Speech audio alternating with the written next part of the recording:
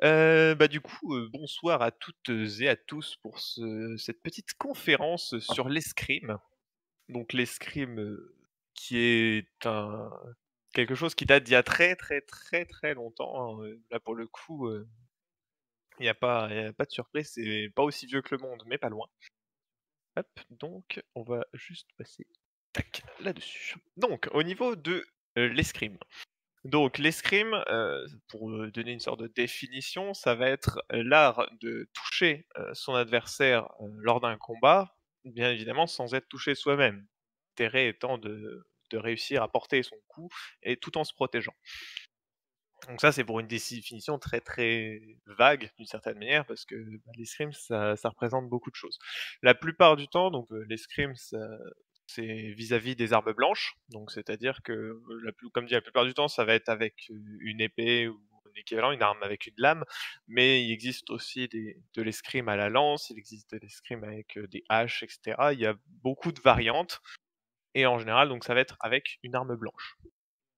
Comme dit, c'est quelque chose qui date d'il y a très longtemps, donc il y a eu de nombreuses évolutions, que ce soit dans les techniques utilisées, les armes utilisées, l'objectif de l'escrime. C'est-à-dire que, d'une certaine manière, ça peut effectivement, c'est un moyen de se défendre et d'attaquer, mais ça peut être utilisé de différentes manières. Ça peut être utilisé dans le cadre d'une guerre, ça peut être utilisé pour le divertissement, ça peut être utilisé pour des compétitions, tout simplement. Donc voilà, il y a beaucoup de variétés, donc on va essayer, de voir un peu tout ça là sur cette conférence. On va avoir un aperçu global de tout ça et plus précisément, on va essayer de suivre, une arme en particulier, l'épée. Bon, tout simplement, j'ai envie de dire, parce que bon, comme dit, l'escrime, ça peut être fait à la lance et à plein d'autres armes, mais l'épée, c'est une arme qui a traversé, les âges, sachant que la 1re épée date, du 2e millénaire avant Jésus-Christ, c'était à l'époque des armes en bronze. Donc et on en rencontre, encore aujourd'hui dans l'escrime sportif. Donc du coup, le plus simple, c'est de suivre cette arme en particulier, parce qu'elle a beaucoup évolué dans son maniement et elle a suivi l'escrime, tout au long de son évolution. Donc pour commencer, on va voir quelques dates assez importantes qu'on a retenues. Donc en 1190 avant Jésus-Christ, on retrouve le premier bas-relief, d'une représentation, de la pratique de l'escrime. Donc c'est le bas-relief que vous avez sur la droite, qui a été retrouvé, dans un temple construit en Haute-Égypte par Ramsès III. Donc c'est quelque chose qui commence à dater, pas mal, hein, mine de rien. Et donc du coup, c'est la première représentation qu'on a, d'un combat d'escrime qui n'est pas, qui n'est pas lors d'une guerre. C'est-à-dire que c'était, probablement, soit un duel, on va dire de sport d'une certaine manière, à la manière des combats de gladiateurs, ou alors, plus pour le spectacle, pour le divertissement. Et donc si on fait un gros bond dans le futur, au XIIIe siècle, on a l'apparition des premiers maîtres d'armes et des premiers traités, d'escrime. C'est-à-dire qu'avant cette époque-là, on avait déjà, bien évidemment la pratique de l'escrime et le maniement des armes, mais à partir de cette époque-là, ça a commencé à s'officialiser et on commence à avoir des traces, de techniques de combat qui ont traversé un peu, dans l'occurrence principalement l'Europe pour savoir comment se défendre et qui s'est répandu un peu partout que et tout le monde avait un peu la même base, on va dire, pour pratiquer l'escrime. À partir de 1470, on commence à avoir, les premières rapières qui font leur apparition. C'est-à-dire que c'est à peu près à cette époque-là qu'on a laissé tomber, entre guillemets, «l'épée médiévale classique» qu'on connaît en forme de croix, pour passer à une arme beaucoup plus légère. Heu et cette transition est due à l'arrivée un peu des armes à feu qui a, fait que les armures étaient de moins en moins utilisées et donc du coup les armes, blanches sont devenues plus légères, plus maniables et étant donné que l'adversaire n'avait plus d'armure, moins besoin de devoir la passer. Si on avance toujours un peu dans les époques, on arrive au XVIe siècle, donc on voit, l'explosion du duel d'honneur en France. C'est-à-dire que c'est à peu près à cette époque-là où, bah, notamment la rapière devient une arme civile et non plus une arme de guerre, étant donné que de plus en plus, il y a des affrontements, bah, entre civils. Là, en l'occurrence, bah, l'exemple typique, c'est le duel d'honneur quand tout le monde commence un peu à connaître, qui est rapporté dans les romans de KPDP, etc. Où on va avoir un affrontement armé entre 2 personnes pour, une question d'honneur. Après, si on continue à avancer, on arrive donc au 19e siècle avec l'apparition de l'escrime sportive. Alors même si d'une certaine manière l'escrime sportive existait déjà avant, hein, ne serait-ce que, comme j'avais évoqué tout à l'heure, les gladiateurs, ça reste de l'escrime sportive. Mais là, c'est l'escrime sportive dans le sens où on l'entend aujourd'hui, c'est-à-dire, comme ce qu'on peut voir aux Jeux olympiques, par exemple. Et si on poursuit un petit peu, on arrive en 1913. Donc en 1913, c'est l'époque où donc on retrouve la création de la Fédération internationale d'escrime. C'est-à-dire que c'est à cette époque-ci qu'on commence à officialiser le sport partout dans le monde, enfin le sport de l'escrime partout dans le monde, avec des règles qui sont uniformisées, et la pratique est, un peu généralisée, partout. Du coup, donc après ce petit récapitulatif des dates, on va passer un petit peu à l'explication de l'escrime à travers les âges, pour finir sur les différentes pratiques, de l'escrime de nos jours et les représentations qui en existent. Sachant que, cette partie-là sera un peu plus détaillée étant donné que, Sinus et moi, on pratique tous les 2 l'escrime, mais de manière assez différente, on y viendra tout à l'heure. Donc on vous présentera ça, sur la fin, mais donc du coup, comme dit, on va commencer par l'histoire, à travers les époques. Donc pour commencer, l'Antiquité. Donc au niveau des dates, ça on peut-être qu'on va crier un ou 2 historiens, mais on essaie d'avoir juste des crochets, de dates parce que sinon on s'y retrouve plus. Même si c'est pas forcément des plus vrais, hein, notamment le Moyen Âge qui viendra après, les dates sont approximatives. Du coup, donc comme je disais tout à l'heure, en 1190 avant Jésus-Christ, c'est là qu'on commence à avoir les premières représentations, de combats. Donc de combats, comme je disais, hors guerre. C'est-à-dire qu'à l'époque, bien évidemment, il y avait les guerres qui existaient, donc du coup, il y avait, une escrime de guerre qui existait. Donc sachant que, comme je l'ai dit, on avait l'épée qui était apparue au 2e millénaire avant Jésus-Christ. Très rapidement, il y a eu le bouclier qui est apparu parce que bon, dès qu'on a eu une arme, on a aussi développé des protections. Et donc du coup, à cette époque, on enseignait aux soldats à se battre avec une épée, un bouclier. On leur donnait à peu près les bases, on leur expliquait comment parer avec le bouclier, comment frapper avec l'épée. Ça s'arrêtait à peu près là. On leur enseignait éventuellement un ou 2 coups qui étaient plus ou moins efficaces. Et après, on les envoyait se battre. Il n'y avait pas de besoin d'avoir des. Leur apprenait plus facilement à se battre ensemble, étant donné que pour une bataille, on va avoir des formations qui vont se faire, plutôt que vraiment se battre en individuel. Par contre, on va avoir toute une partie aussi combat de spectacle et de sport, notamment donc dans la Grèce antique, où on va retrouver donc, aux Jeux olympiques, bah, de l'époque, une, discipline qui s'appelait, l'oplomachie, qui correspond en fait au combat, enfin à l'escrime, armé. Donc sachant qu'il existe aussi une version, bah, il y a la lutte en parallèle où c'est le combat sans armes. Là, donc on a l'oplomachie à côté, donc le combat, armé. Du coup, on commence à avoir effectivement des techniques qui se développent pour ces sports, mais ça reste, tout de même très basique. Et un peu plus tard se développera, dans la Rome antique, les combats de gladiateurs qui, sont toujours un sport, mais au-delà, donc dans les Jeux olympiques, on va avoir un système de combat à la touche et cetera. Alors que, les combats de gladiateurs, c'était surtout du spectacle. Le but, c'était surtout de faire plaisir au public. Donc du coup, ces combattants, apprenaient à se battre contre leurs adversaires de manière à offrir du spectacle. C'était des techniques de combat qui étaient pas forcément adaptées à un combat, à mort. Alors, bien évidemment, les coups étaient efficaces, hein, faut pas non plus se leurrer. Fallait que ce soit réaliste, mais ça restait des sportifs et bah, la vie, même si c'était pour la plupart des esclaves, la vie d'un esclave, ça coûte cher, donc on va pas le sacrifier, comme ça. Donc ce qui fait que les gladiateurs, on en prenait quand même assez soin. Les combats de gladiateurs à mort existaient évidemment, mais tâchait quand même en général de les garder en vie. Donc du coup, on leur apprenait à se battre correctement. Mais sachant que les gladiateurs étaient équipés de façon standardisée, Il y en avait certains avec, bouclier et glaive, il y en avait certains avec les tridents et les filets, ceux qu'on connaît, et il y en avait d'autres versions.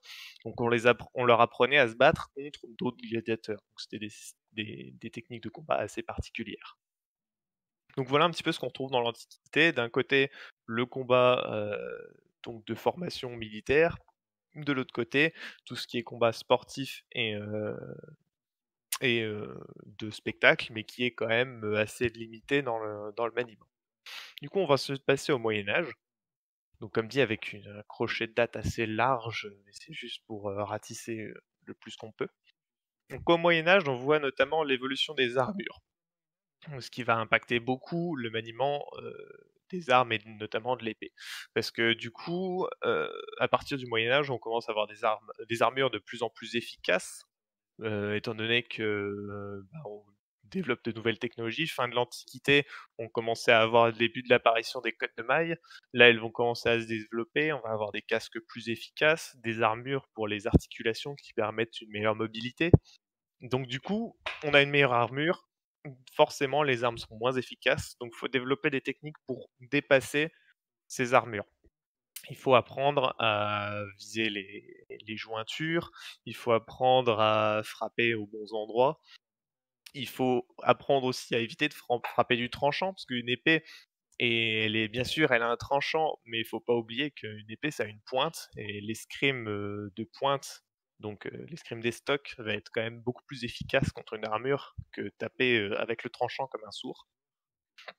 Donc du coup, on va voir donc ces développements de techniques de combat d'un côté, mais aussi de plus en plus, mine de rien, ces techniques et tout vont commencer à être retranscrites sur le papier. C'est-à-dire qu'on va commencer à avoir des représentations de techniques de combat, de coups mortels, de parades et également de gardes. C'est-à-dire que lorsqu'on est en combat, bah, c'est pas le tout de savoir, comment attaquer et savoir comment se défendre, mais il faut aussi savoir avoir une position telle qu'on va être rapide à réagir si l'adversaire nous attaque. On peut attaquer également rapidement et on est stable sur ses appuis, on va pas perdre son équilibre.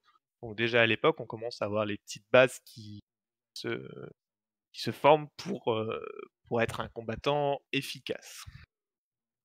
Donc voilà un peu pour tout ce qui est de l'évolution comment, de, des techniques de combat de l'escrime à l'époque. Et du coup, on va revoir donc toujours sur le Moyen Âge, l'évolution, de la façon dont enfin de l'utilité de l'escrime. C'est-à-dire qu'on retrouve toujours le combat de divertissement, mais il y a une nouvelle, catégorie de combat qui va se créer, c'est, le duel judiciaire. C'est-à-dire qu'à l'époque, on a besoin de rendre la justice, c'est comme à toutes les époques, mais, à partir de ce moment-là, Heu, étant donné que, bah, les rangs sociaux des fois font que les accusations sont plus toujours aussi, sont pas équivalentes ou alors des fois on n'a pas de preuves et cetera.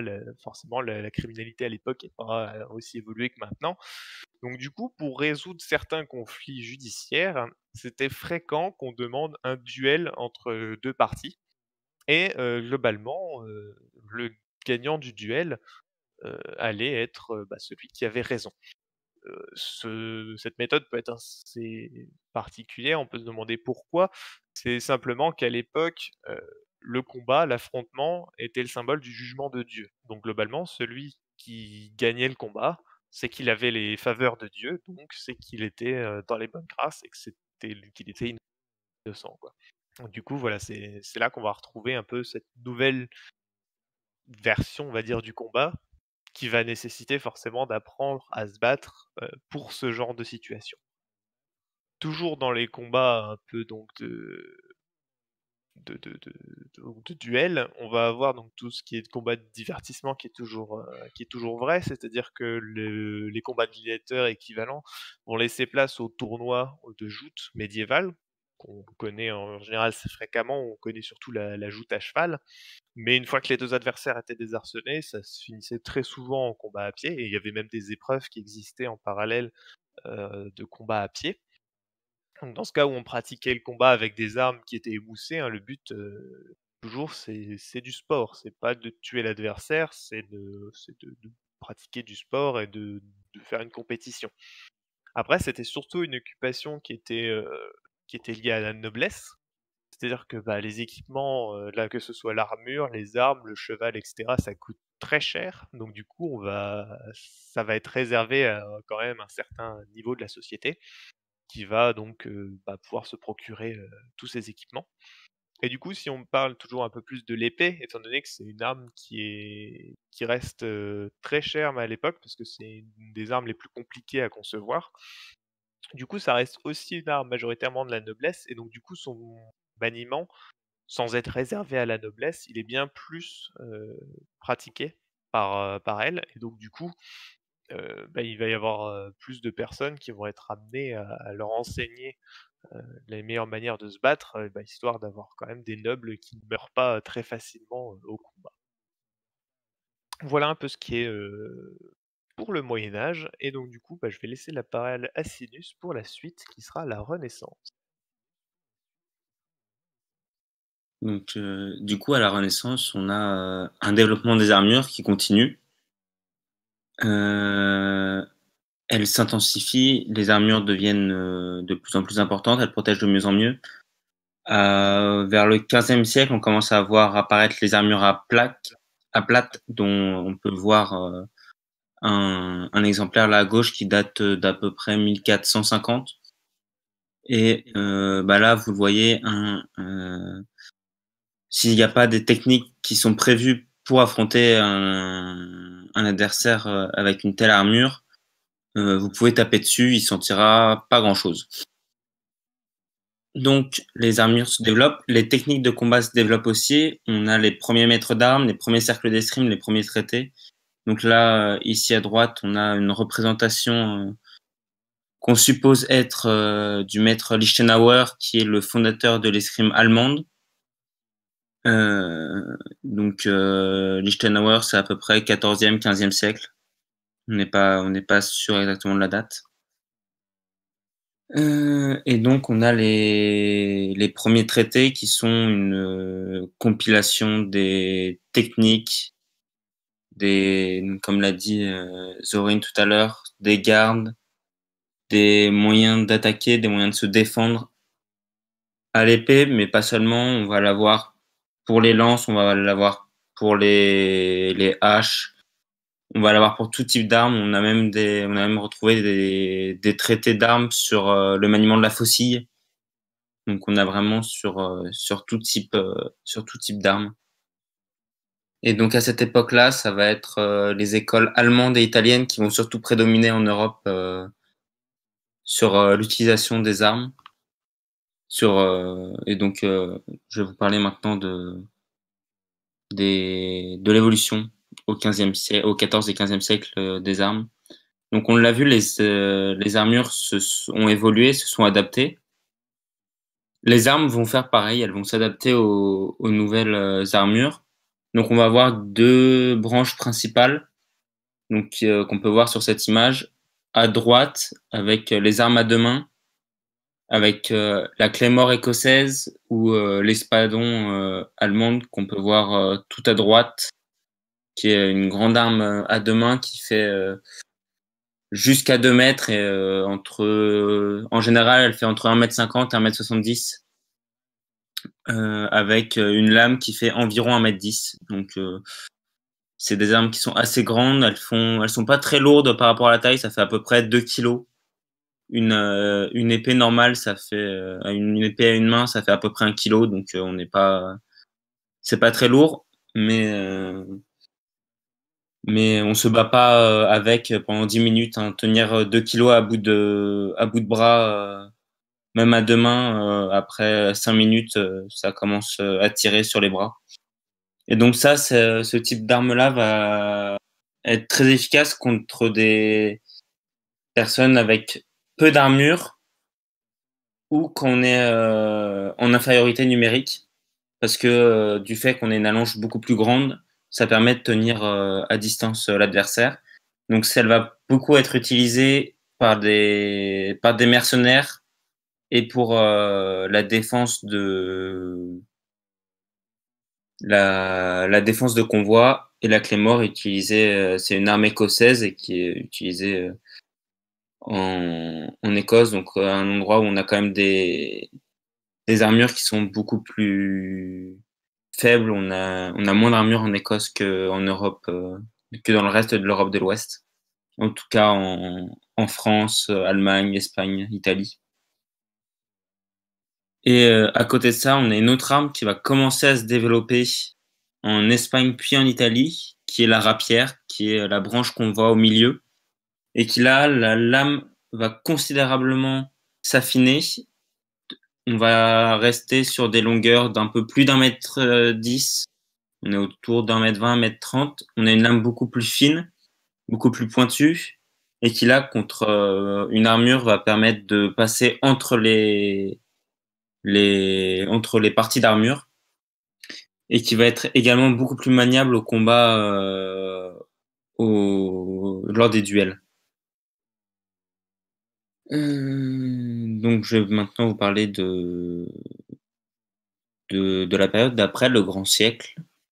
Donc le Grand Siècle, on est à peu près entre le XVIe et le XVIIIe siècle. C'est là que apparaissent les duels d'honneur en France. C'est aussi le moment où les premiers cercles d'escrime apparaissent et où la rapière commence à partir de fin XVe siècle, début XVIe siècle. C'est le début de l'âge d'or de la rapière et du fait des duels d'honneur, justement, qui permet de... La rapière permet d'avoir une rapidité beaucoup plus importante, elle est beaucoup plus manœuvrable que les autres épées. Donc pour un duel où l'adversaire a peu de protection, c'est l'arme idéale. On a également le développement des armes à feu qui va diminuer le nombre de corps à corps au combat et l'utilité des épées et surtout des protections qui vont considérablement s'alléger, qui va permettre aussi d'alléger les épées et donc d'avoir la rapière. À partir du XVIIe siècle, à peu près, on commence à voir en France l'apparition de l'épée de cour, qui est l'épée qu'on voit à droite ici. Donc là, cette fois, on a une lame qui est triangulaire, ce qui permet d'avoir une résistance beaucoup plus importante, mais on perd le côté tranchant de la lame. Ce qui n'est pas très important parce qu'au final, le tranchant de la lame de la rapière, on l'utilise assez peu. C'est d'abord une arme d'estoc, plus qu'une arme de taille. Et là, l'épée de cour apparaît en France. Et donc, c'est avec cette arme-là qu'on va avoir le début de l'école française d'escrime, qui va commencer à prendre son essor et qui va devenir l'école principale en Europe à cette période-là. Donc, ensuite, je vous l'ai dit, on a les premiers cercles d'escrime, donc des lieux pour s'entraîner. Mais quand on s'entraîne, on n'a pas envie de se blesser. Donc, on va commencer à développer des armes qui permettent de s'entraîner sans se blesser. Donc, on a l'apparition du fleuret en France et en Italie. Et à l'époque, quand on se bat, quand on s'entraîne, on n'a pas les protections qu'on a actuellement. Et en l'occurrence, on n'a surtout pas de masque. Donc, on va commencer à avoir toute une série de règles dans les cercles d'escrime qui vont être mises en place, qui vont être les premières conventions, ce qu'on appelle les premières conventions. Et en particulier, on ne touche pas la tête et on a des zones délimitées sur le corps qu'on peut toucher avec. Et ces zones-là, ça va être le buste. Donc maintenant, on va continuer notre périple dans le temps. Entre le 18e et le 21e siècle, les duels ont drastiquement chuté. Les duels d'honneur, ça n'existe de moins en moins. Par contre, il y a une autre pratique de l'escrime qui commence à évoluer. C'est l'escrime sportive. Donc, l'escrime, ça depuis longtemps, chez les nobles, ça fait depuis longtemps partie de l'éducation parce qu'on lui prête tout un tas de vertus pour le corps, pour l'esprit. Et du coup, on va continuer à l'enseigner malgré sa chute sur le champ de bataille parce que pour plusieurs raisons, on a l'arme à feu les armes à feu, les fusils, on va commencer à avoir le développement des baïonnettes. Donc, il n'y a plus besoin d'épée pour l'infanterie. Et pour la cavalerie, on utilise une autre arme. On n'utilise pas l'épée. On utilise une arme qui arrive de Hongrie et qui est le sabre, qui est bien plus efficace pour la cavalerie. Donc, l'épée sur le champ de bataille, on l'utilise quasiment plus. Les duels, on l'a dit, il y en a de moins en moins. Donc, c'est l'escrime sportif qui commence à prendre le pas.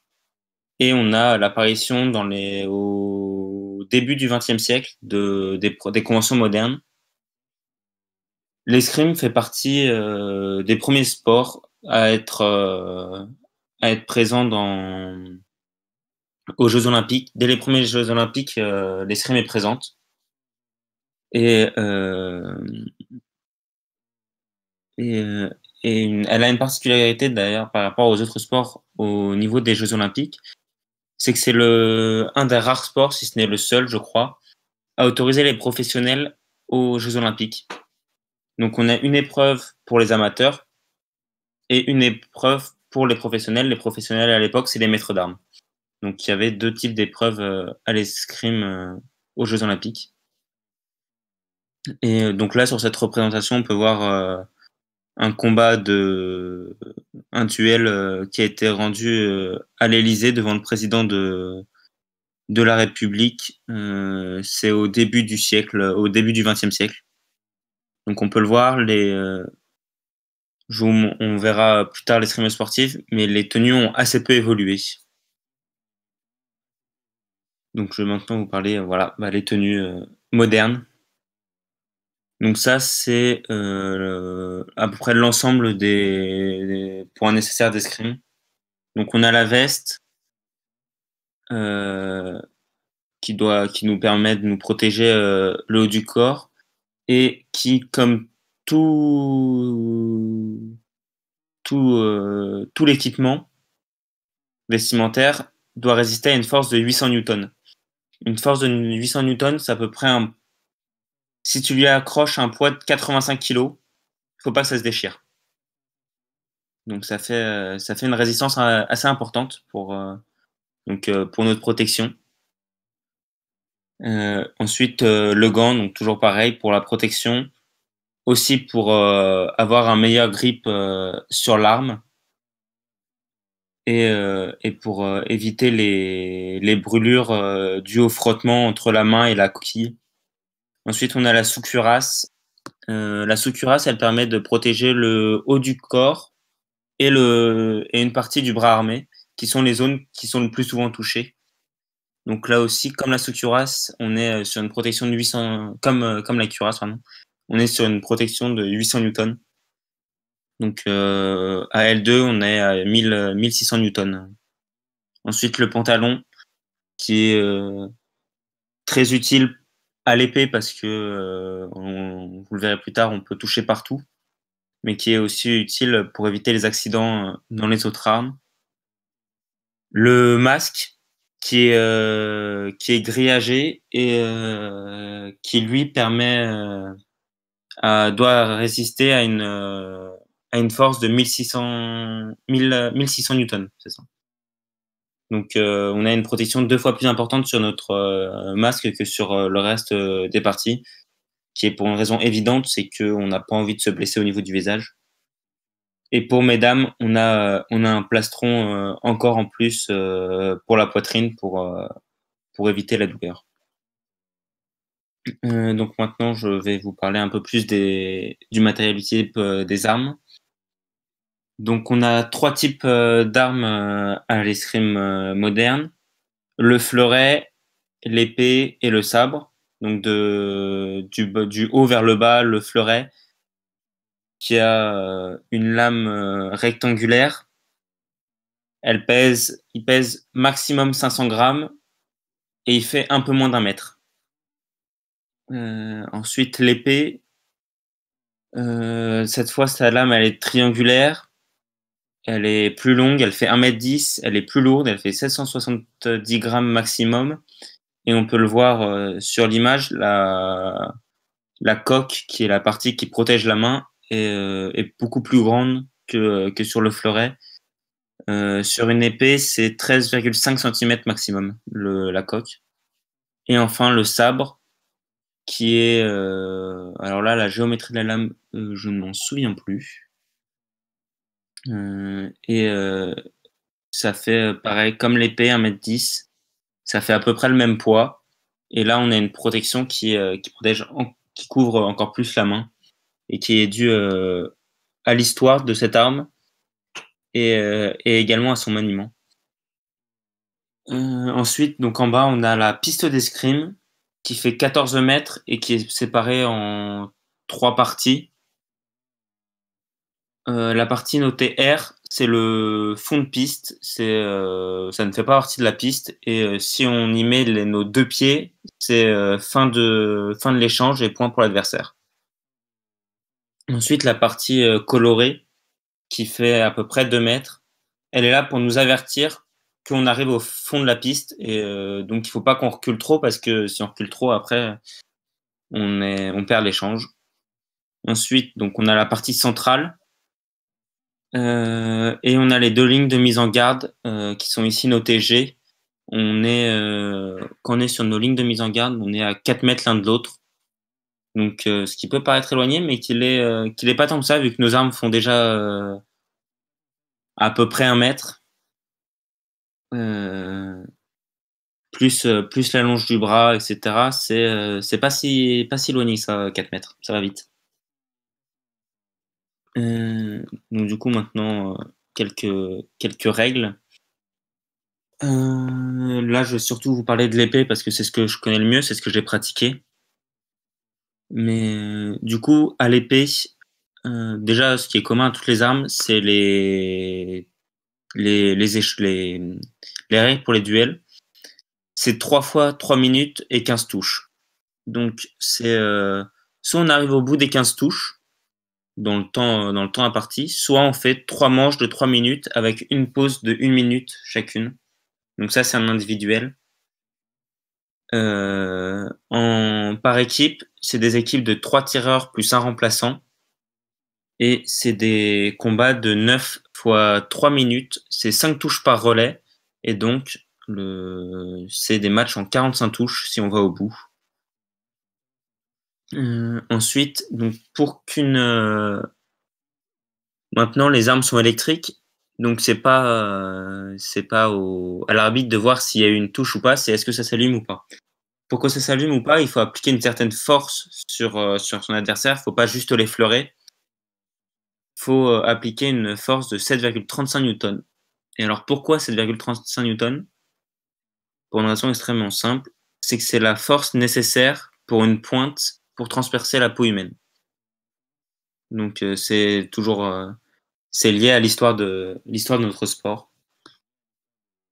Pour pouvoir voir si on a bien appliqué cette force-là, on a un système de ressort au niveau de la pointe qu'on peut voir ici en bas avec un gros ressort, un petit ressort à l'intérieur. Le petit ressort est là pour marquer la touche, le gros ressort est là pour permettre à la pointe de se remettre en position initiale. Et pour que à chaque début de combat, l'arbitre va vérifier qu'on est bien à cette force-là minimum. Et donc, on n'essaye pas de tricher en n'ayant appliqué qu'une force de 3 newtons. Et donc, pour ça, il va utiliser ce qu'on appelle une masse, qui est le gros cylindre à gauche qui vient placer sur la pointe. Et la pointe doit marquer le point, mais doit être également capable de relever la masse. Donc, la lumière doit s'éteindre au bout d'un moment. On va également vérifier la course. Donc, la course, c'est l'espace entre la tête de pointe et la partie cylindrique qui couvre le mécanisme à l'intérieur. Et donc ça, c'est quand la pointe est enfoncée et que ça s'allume, il ne faut pas que la course soit supérieure à 0,5 mm. Et ça, on le vérifie avec la pige, qui est les petites bandes métalliques, les petites plaques métalliques qu'on voit à droite sur l'image du haut, où on a une partie creusée qu'on vient placer sous la pointe. Et quand on place cette plaque, faut pas qu'en appuyant, ça s'allume. Donc là, on va avoir un jeu d'essayer de régler au mieux sa pointe pour qu'on soit exactement à 7,35 newtons pour bien passer les tests, mais pas avoir à appuyer plus que ça sur la pointe pour pas être pénalisé. Et pareil pour la course. Donc maintenant, je vais vous parler de l'épée.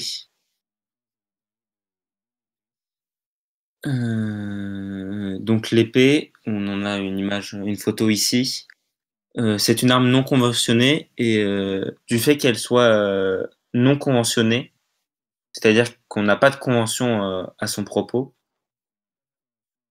on peut toucher n'importe quelle zone du corps et en cas de si deux personnes touchent en même temps, les deux ont le point. Donc c'est pas compliqué. Le premier qui touche a le point. Si les deux touchent, les deux ont le point et tu peux toucher n'importe où. Donc on a plusieurs gardes. On a la garde droite, dit garde française, et on a également des gardes de crosse. J'en ai mis deux exemples ici, qui sont la garde russe à droite et, euh, et la garde Wisconsin à gauche. Donc qui permettent d'avoir elles ont l'avantage de permettre d'avoir une meilleure accroche sur notre arme et de la manier avec plus de facilité. L'avantage de la poignée droite, c'est qu'on peut décider à quelle hauteur on tient notre lame, notre épée, et donc de gagner comme ça quelques centimètres. Je vais maintenant passer au fleuret. Et le fleuret, c'est une arme donc cette fois dite conventionnée. Je vous l'ai dit tout à l'heure pendant la partie historique. C'est d'abord une arme d'entraînement. Donc on a établi que les premières conventions établies qu'on ne touchait que le tronc pour des mesures de sécurité du fait de l'absence de protection à l'époque. Et donc on a gardé cette tradition et cette histoire de ne toucher que le tronc avec le fleuret. Et c'est également une arme d'entraînement. Donc le but, c'est vraiment d'arriver à la définition, de revenir vraiment à la définition de l'escrime, qui est de toucher l'adversaire sans se faire toucher et d'essayer d'arriver à l'escrime la plus pure. Donc on a des règles de priorité. Si les deux touchent, celui qui a le point, c'est celui qui a attaqué ou celui qui a pris le fer en dernier.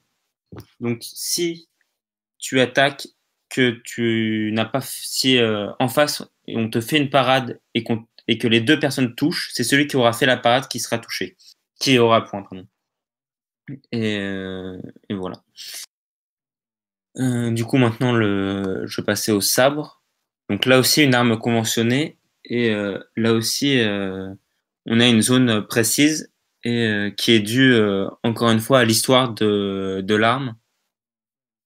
Le sabre, c'est une arme de cavalerie. Donc une cavalerie, quand tu es cavalier, tu ne touches pas les jambes de ton adversaire. Tu vas en général taper dans le tronc, tu vas taper dans les bras. Tu peux taper la tête, mais tu vas pas taper en dessous.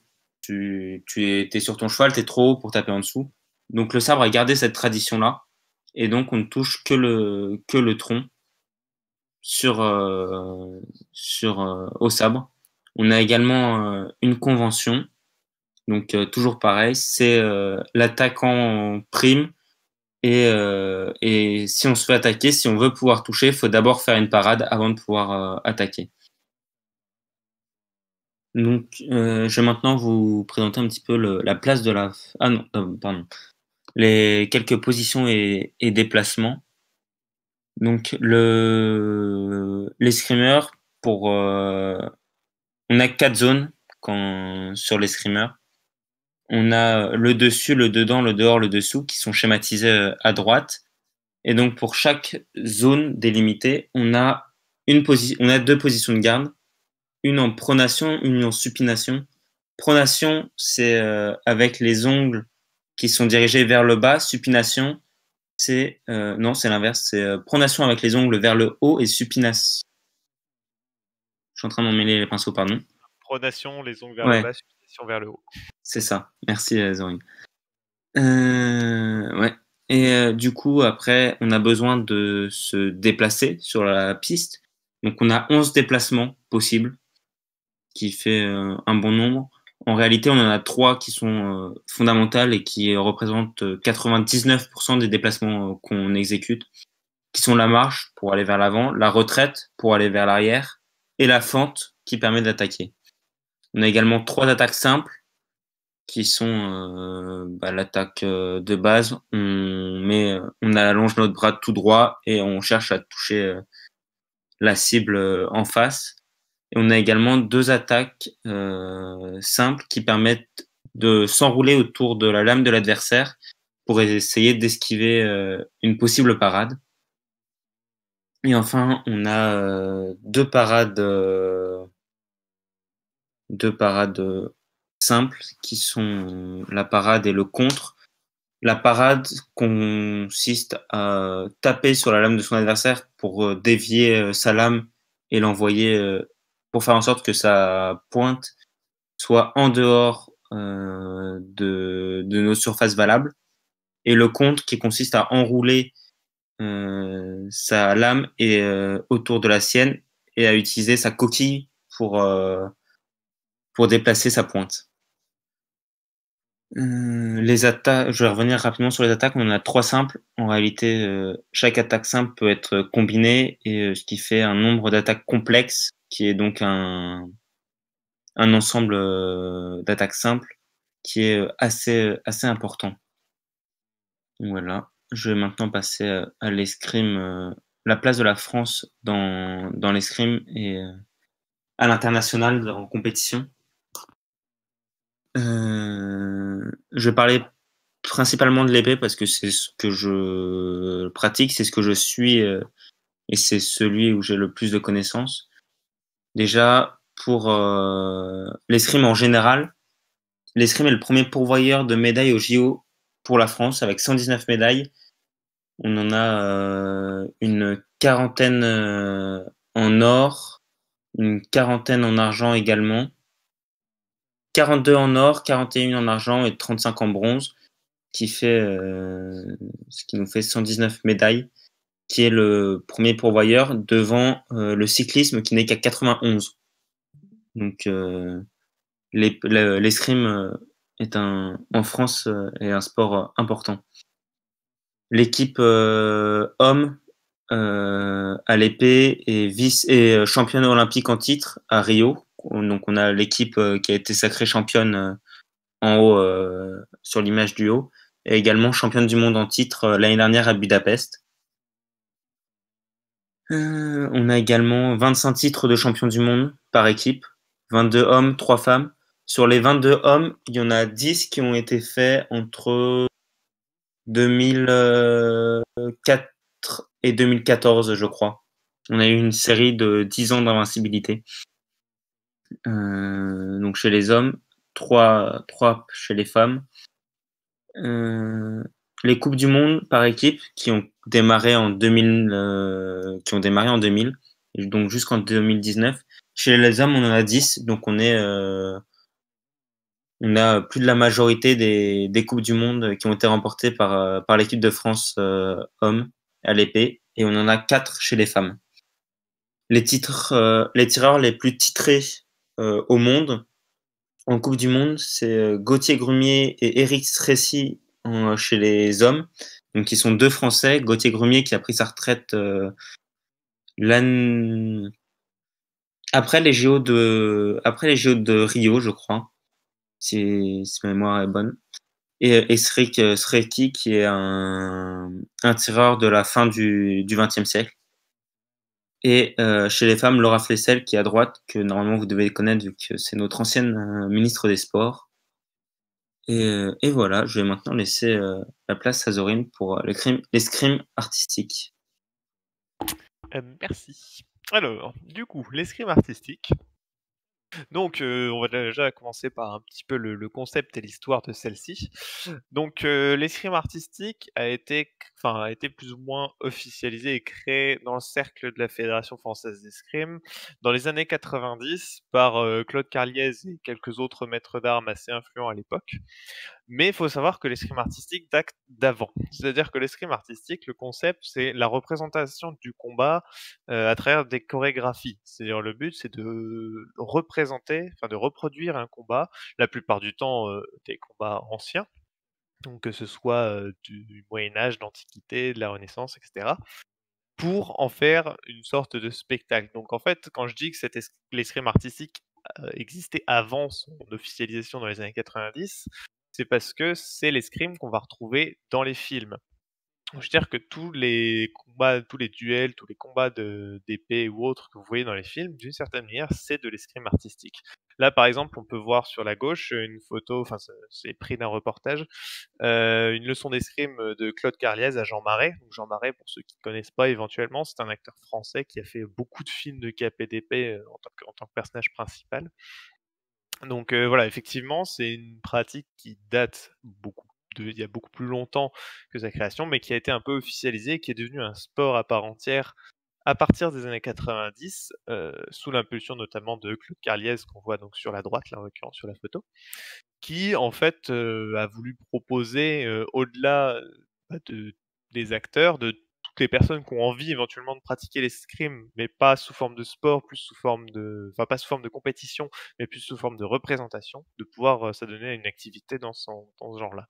Donc du coup, ça va être une activité qui mélange le sport à la discipline artistique, dans le sens où, bah, effectivement, il y a tout le côté physique qui va jouer, parce que bon, même si c'est un combat qui n'est pas à mort, qui n'est pas à la touche ou quoi que ce soit, ça nécessite quand même les conditions physiques pour tenir l'arme, et puis tenir, bah, ça reste quelque chose quand même d'assez actif, donc du coup, bon, faut avoir l'énergie qu'il faut avoir les positions qui sont bien, etc. Et à côté de ça, on va avoir toute la partie artistique puisque le but, c'est d'avoir un combat qui soit beau, mais également, il va y avoir une petite partie théâtrale en plus qui va intervenir pour agrémenter au combat, bah, comme si on reprend la comparaison avec les films, dans un film, le combat, c'est pas que l'échange de fer, il y a aussi du dialogue, il y a tout ça qui va s'organiser autour. Donc voilà, ça c'est un peu pour le concept et l'histoire. Donc après, on va un peu plus parler de la pratique. Donc la pratique de l'escrime artistique, déjà la chose la plus importante, c'est la sécurité. Parce que, le but de, cette représentation, c'est, enfin de l'escrime artistique, c'est à terme soit bah, de refaire une représentation quelconque, éventuellement ça peut être de tourner une vidéo et cetera. Mais dans tous les cas, en général, ça va aboutir sur, une représentation donc en costume. Et si on est en costume, comme on peut le voir sur la photo de droite, eh ben, on n'a pas de protection. Donc du coup, faut apprendre à maîtriser ses coups pour être en sécurité.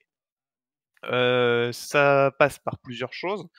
La première, c'est de savoir arrêter ses coups. C'est-à-dire que les premières choses qu'on va nous apprendre, à l'escrime artistique, c'est de savoir arrêter son coup si l'adversaire est pas assez rapide ou s'il a oublié, sa phrase d'arme ou quelque chose. C'est-à-dire que, à la manière du théâtre, où on échange juste des paroles, bah, ça peut arriver à un acteur d'avoir un trou de mémoire, il se rappelle plus ce qu'il devait dire. Et bah, là, c'est pareil, il peut oublier la parade qu'il est censé faire. Donc du coup, faut savoir arrêter son coup pour que si son partenaire, parce qu'effectivement là on parle de partenaire et pas d'adversaire, on ferraille ensemble, pas l'un contre l'autre, eh bien, faut savoir arrêter son coup pour pas le blesser, évidemment. Bon, surtout, on va avoir aussi certains coups qui sont évidemment interdits. Celui auquel on pense immédiatement, c'est le coup de pointe au visage. C'est-à-dire que le coup d'estoc au visage est interdit, à la pratique d'escrime artistique parce que c'est un coup extrêmement dangereux et qui est assez dur à arrêter. On a le droit au coup, de tranchées qui visent, la tête, mais dans ce cas, bah, comme toujours, faut savoir les arrêter. C'est très important, surtout que, bah, si on veut être logique dans la représentation, si on fait un combat qui est censé se dérouler au XVIe siècle, on n'a pas de casque, donc faut être prudent et on n'a pas de masque non plus, lié à si on compare avec l'escrime sportive. Au niveau de l'escrime artistique, on peut l'avoir sur 3 plans différents. Il y a le côté loisir, donc où en fait, on va pratiquer en club à la base, donc vu que c'est associé à la Fédération française d'escrime, heu, l'escrime artistique peut se faire en club. Alors pas dans tous, mais dans quand même pas mal de clubs, d'escrime, on va avoir un maître d'armes qui s'y connaît un petit peu en artistique et qui va pouvoir faire ça à côté. Et donc du coup, on peut le pratiquer en tenue de sport classique. La plupart des clubs, pour les premiers entraînements, vont fournir des armes pour qu'on puisse, découvrir ce sport ou alors, au début, en général, même, ils vont vous fournir des bâtons pour une question de sécurité. Mais voilà, donc ça peut se pratiquer en club juste pour le plaisir de pouvoir ferrailler, en toute sécurité et pour faire une chorégraphie de combat qui soit jolie. Après, il va y avoir la dimension spectacle, où on va rajouter notamment une dimension théâtrale, mais aussi les costumes, et cetera, qui vont avec, les armes, qui vont pouvoir permettre de faire des représentations. Donc là, en l'occurrence, la photo qui est à droite, c'est une photo qu'on a prise sur une représentation de mon club, où en fait, à l'occasion du forum des associations de Villers-lès-Nancy, on avait fait une petite représentation juste pour faire une sorte de démonstration. Donc voilà, ça permet entre autres ce genre de choses. Et après, il y a une dimension compétition qui est un peu moins présente, on va dire, parce que en fait, les termes d'évaluation de la compétition sont pas encore très clairs partout, vu que c'est quand même un sport qui est assez neuf, toutes les règles sont pas totalement établies.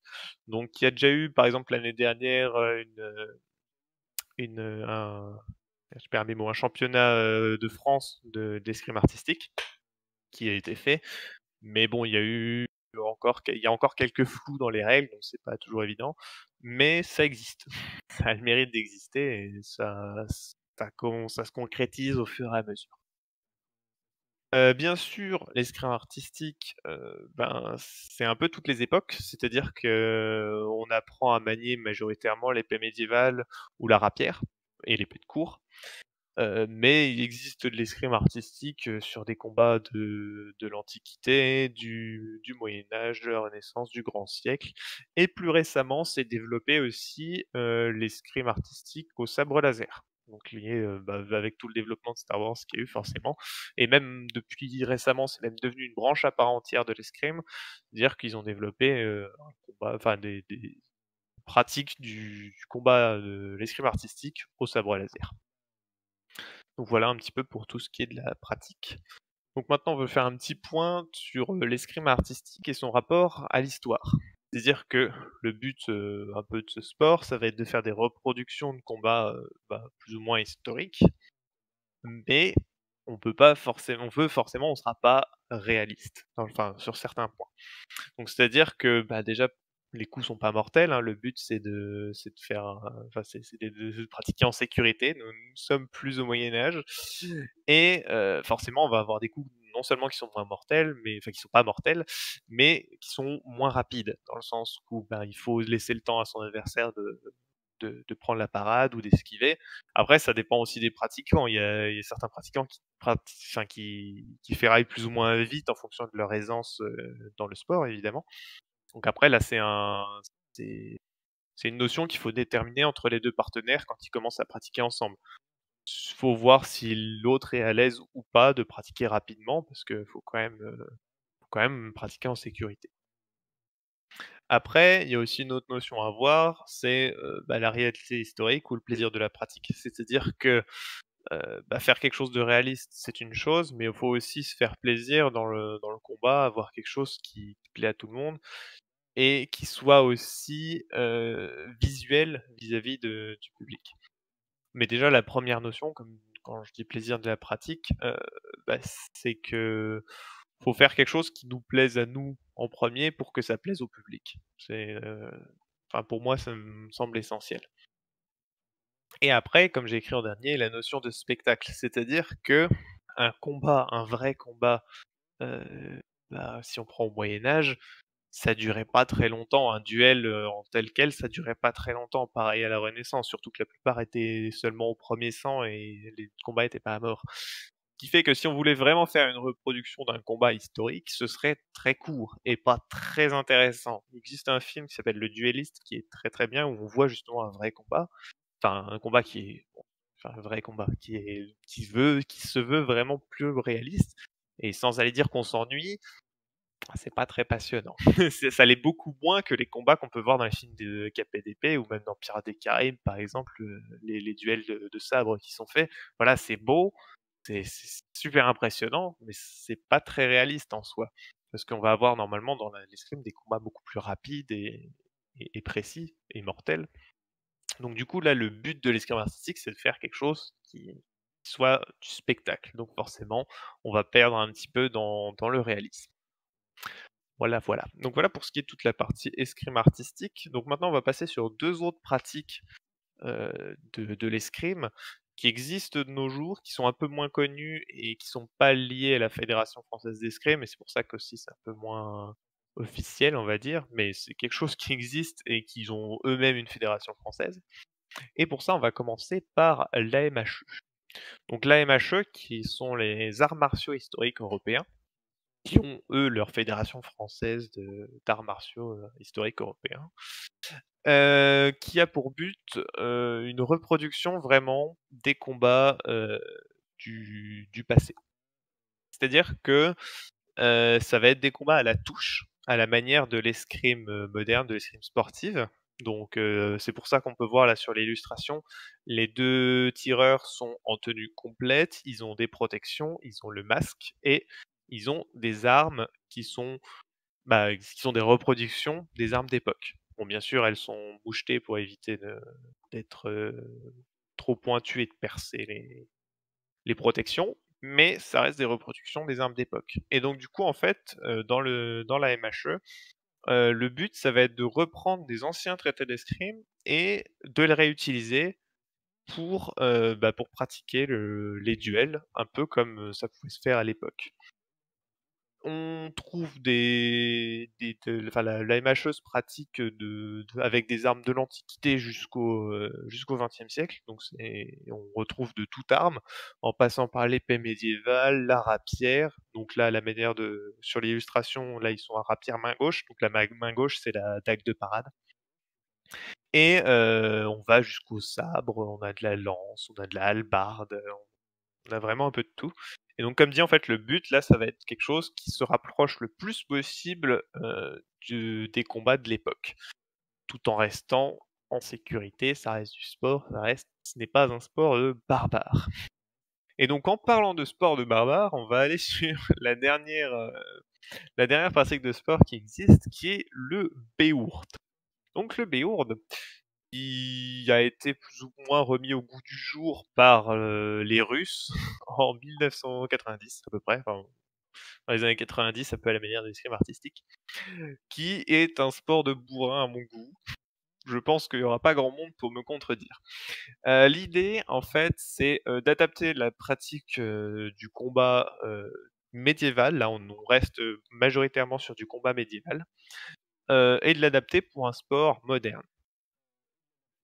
Plusieurs choses. Déjà d'une, l'équipement qui est, requis pour ce sport, donc là, celui qu'on peut voir dont les personnes sont équipées sur la photo, ça va être des équipements qui sont historiques. C'est-à-dire que c'est demander aux compétiteurs d'avoir un ensemble d'armures dont le dont l'époque, à laquelle, elle a existé ne soit pas qu'il y ait pas une différence d'une centaine d'années entre les différentes pièces d'armure. C'est-à-dire que tout l'ensemble de l'armure doit être compris sur 100 ans de notre histoire. En sachant que le Moyen Âge étant assez long, ça va encore, mais bon, voilà, faut que l'armure, elle soit cohérente historiquement parlant. C'est-à-dire qu'on va avoir, casque, gants bison, les protections, des bras, des mains et cetera. Il faut que ce soit limité dans une époque et les armes avec. Après, ce sport se pratique on va dire sur majoritairement 2 façons différentes. La première, c'est le combat à la touche qui existe, donc c'est pas celui qu'on voit sur la photo. Heu, donc là où en fait c'est plutôt un duel, où en fait le but ça va être de toucher l'adversaire et c'est celui qui a touché le plus de fois l'adversaire qui remporte. Donc là, en général ça se pratique avec épée bouclier et évidemment le bouclier ne compte pas comme une touche, hein, c'est vraiment faut toucher le corps. Et il y a l'autre pratique qui est beaucoup plus répandue et qu'on voit le plus, c'est celle qui est la plus médiatisée, c'est celle qu'on peut voir là où c'est du Alors je crois que ça commence à du 5 contre 5 et je crois que j'ai déjà vu du 50 contre 50, donc je vous laisse imaginer le bordel que c'est.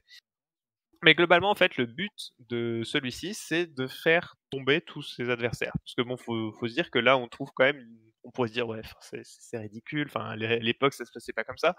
Mais pas totalement, parce qu'il faut se dire qu'au Moyen Âge, quand on avait quelqu'un en full armure en face de soi, taper dessus comme un sourd, ça marchait pas bien. Par contre, le foutre au sol pour pouvoir l'achever, c'est plus facile. Donc bon, là, on l'achève pas, son adversaire, mais le but, c'est de le foutre au sol. Donc dès que l'un des participants a 3 appuis ou plus au sol, donc même s'il pose une main, par exemple, c'est suffisant, il va être éliminé et donc du coup, il reste sur le terrain, mais du coup, il est éliminé du combat et le but, c'est d'éliminer toute l'équipe adverse. Dans cette pratique, on a le droit de taper comme un sourd. Le but, c'est limite de sonner l'adversaire pour pouvoir le faire tomber plus facilement. Par contre, les coups d'estoc restent interdits parce que bah, ça reste quand même, enfin ça reste des armes, hein, donc c'est dangereux. Donc les coups d'estoc sont interdits vu que c'est les coups les plus dangereux dans la pratique de l'escrime en général. Donc évidemment, dans l'escrime sportif, c'est le but, on a les protections qui vont bien, etc. Mais vu que là, c'est des armes, des reconstitutions d'armes historiques, elles sont beaucoup plus dangereuses, donc on demande pas de coup d'estoc. Donc là, c'est ce que j'ai mis en bas, sécurité et authenticité. Je l'ai mis entre guillemets parce que ça faisait un peu marrer, parce qu'effectivement, ça peut quand même passer pour un sport de gros bourrin. Mais il s'avère qu'il y a pas tant de blessés que ça, en comparaison avec d'autres sports, parce que ben, les participants sont en armure, donc au bout d'un moment, ils ont des protections. Et pour ce qui est de l'authenticité, bah, faut se dire, bon, à l'époque, c'était peut-être pas non plus 100 comme ça, mais on retrouve quand même des notions de ce que pouvait ressembler un combat, à l'époque médiévale. Donc voilà, je pense qu'on a fait à peu près un tour. Du coup, bah, j'attends vos questions, mais attention à ce que vous allez baver. Voilà.